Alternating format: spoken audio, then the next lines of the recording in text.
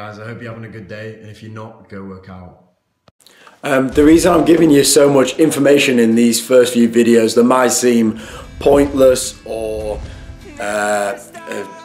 really basic is because if I'd have known this stuff when I first started training, I'd have made so much more progress, and I think that they're really key fundamentals that you need to know before you go in and start lifting weights in order to make the most progress.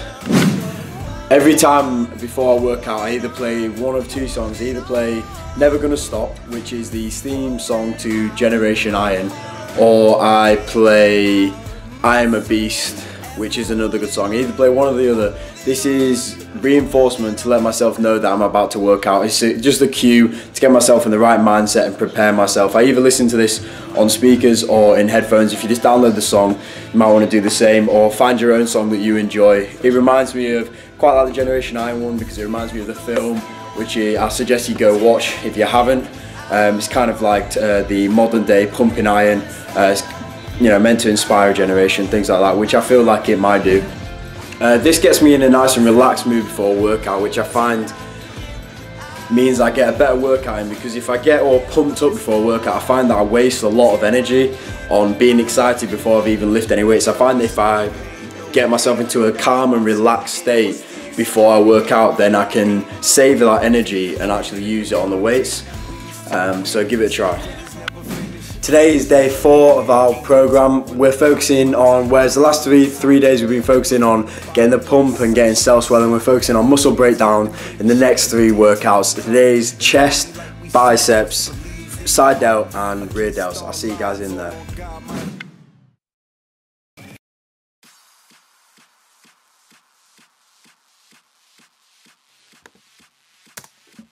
We just warmed up the lower chest, 2 exercises based on the lower chest, because I didn't want to pre-fatigue the upper or middle part of my chest, because that's what we're going to be focusing on through this workout. I like to do dynamic warm-ups targeting the specific muscle group or whatever I'm working, so we're just starting off with some low cable flies, and then we're going to go into some dips. I used to do dips supersetted with wide pull-ups, just like Kai Green. You might want to do that instead. Personally, I'd just do whatever you fancy, whatever you feel like on the day. I like to do different things every time, even if my program stays the same. I like to do something different for the warm-up. You might want to do 10 minutes run on the treadmill just before doing this to get your heart rate up as well. I normally do 5 to 10 minutes depending on how much time I've got. Right, we're moving on to the first exercise, which is barbell preacher curl. Now, the important things you want to be thinking about here is keeping your elbows in front of your shoulders, and try to keep your elbows tucked in as much as possible and push through the pinky. This exercise is going to concentrate on the peak of your bicep, the part nearest to your shoulder. The next exercise is incline dumbbell curl. This is going to concentrate, as opposed to the last exercise, this is going to concentrate on the length of the bicep, which is the part furthest away from the shoulder. Again, you want to be focusing on keeping your elbows narrow and retracting your scapula and keeping your shoulders back and dropped.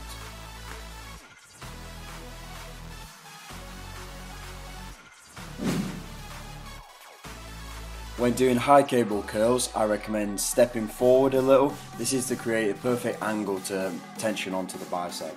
Now, similar to the first bicep exercise we did, this one's going to work on the peak also. I use this exercise to get some blood into the muscle just before I finish, and the constant tension on the cables will allow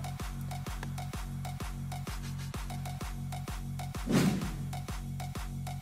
Trying to build that upper chest again by doing incline dumbbell presses. The key I found with this is using a lighter weight and actually trying to connect with your upper chest, because it tends to be quite a small muscle on most people's, which is why I'm training this more than lower chest, and the smaller the muscle is, the harder it is to connect with it. Now, over time, after workout and workout, you'll find you'll connect with your upper chest better and better. I certainly have over the past couple of months. It's just about lowering the weight at first and getting over those initial hurdles in order to make gains in the long term.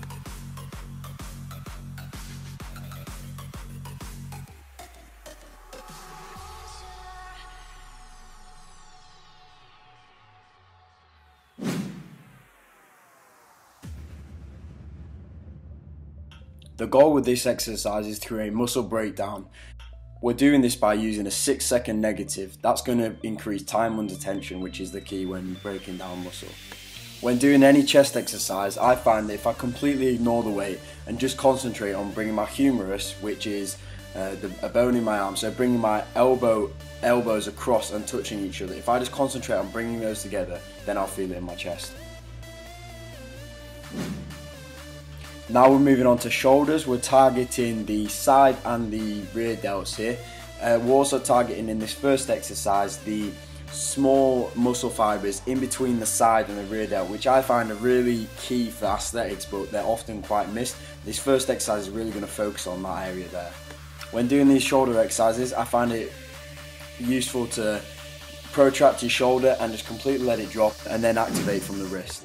With these side delt exercises, I recommend retracting your scapula and your shoulders, bringing everything back and then activating from your wrist again. I also recommend, especially on the cables, trying to imagine pushing your arm, your hand, outwards as well as upwards. That'll activate your shoulder a lot more. Thanks for watching, guys.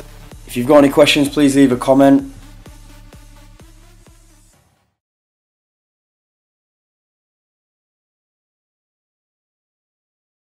Look it up!